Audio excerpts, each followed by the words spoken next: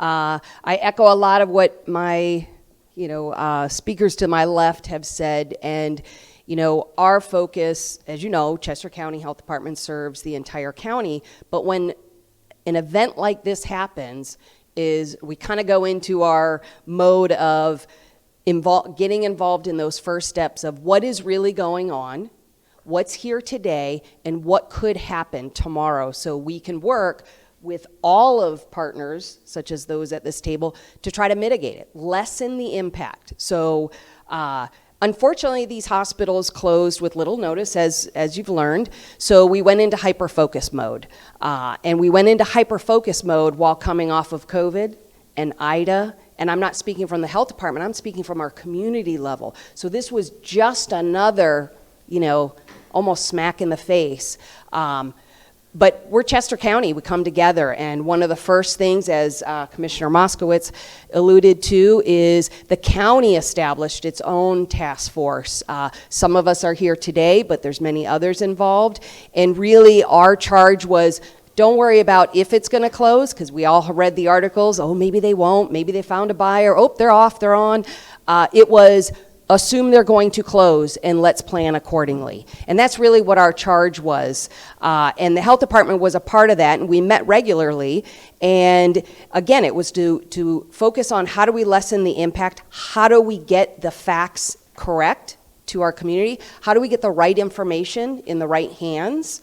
And the website was one aspect of that, and you may hear from Pat, with human services, it was how do we partner with those across county lines to ensure we have beds, or folks know where their nearest urgent care is, or many other options that we had. Much of that early work was data collection as well.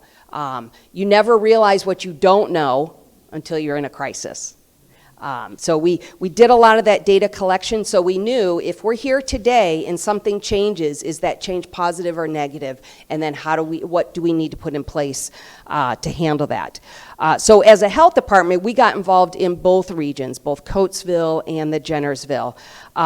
In the southern Chester County area, they have a phenomenal network. It's the Southern Chester County Opportunity Network. It is a fantastic group of shaker up, people who shake things up, people who get things done, various nonprofits, various skill sets and focuses. But as we've learned, it takes a network of folks. It's not just health folks. It's food, it's housing, it's everything else.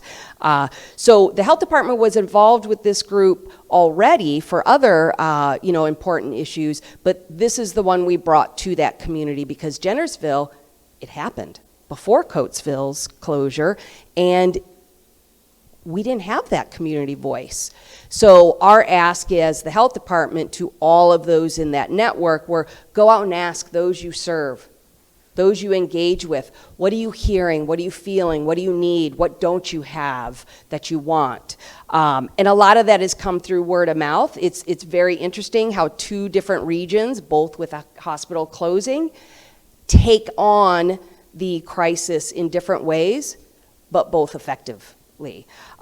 So we continue to meet with them. As a matter of fact, they're eager to hear kind of the output of this discussion, and in anticipation they may have to do a similar discussion in their area. And then in Coatesville area, as you heard, through the task force that both Nick and Vanessa had mentioned, the health department became a member of the Coordinated Health Services Work Group.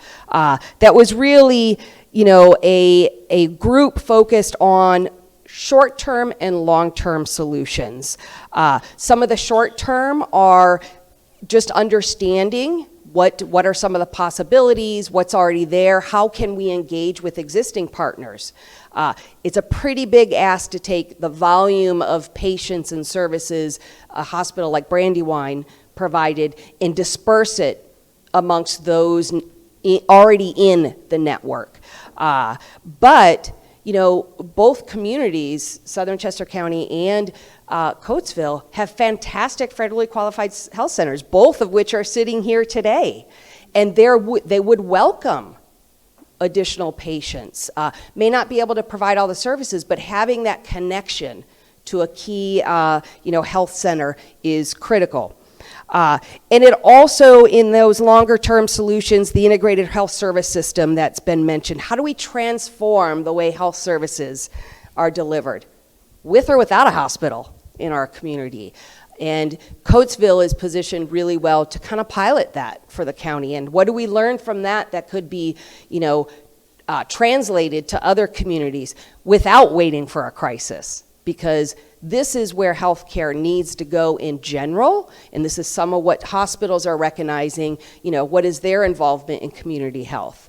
Our involvement in the other work group, and both of these are nicely laid out on this flyer if you want more information on who's on it, but was the health advocacy work group that Nick had mentioned. And here we became a funder.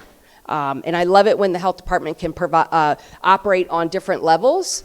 And whether it's input, money, or action. And basically what we ended up doing, as Nick said, we leveraged our funding with our grantors to do the education campaign, which will launch in June, as well as that community survey. So it's really important that all of us get this out to our own networks and fill it out ourselves, because this is truly going to tell us what we need to do. It is one input.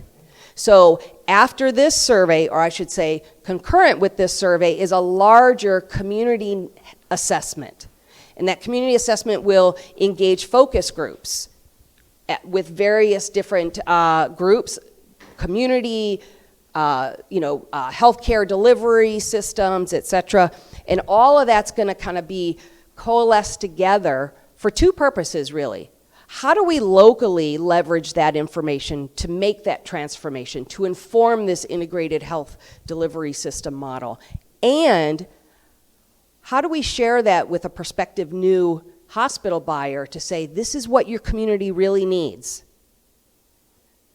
and this is what will make you a successful hospital and an engaged hospital? So it's a first step, but like we know, we have to deal with the crisis, and then we move into other aspects of the crisis. And the education campaign is really part of that prevention. It seems so simple. It seems like we always do education, but you'd be amazed how many people use the emergency rooms in Chester County as their doctor.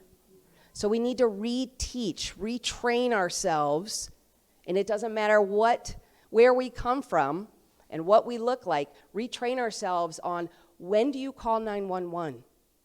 Or when is it okay to wait till tomorrow and call a clinic, go into an urgent care, call your family for help? So they seem basic, but it is a critical step in prevention, in changing how we think about what is here today and what we want it to be tomorrow. So I'll pause there, Nick, and certainly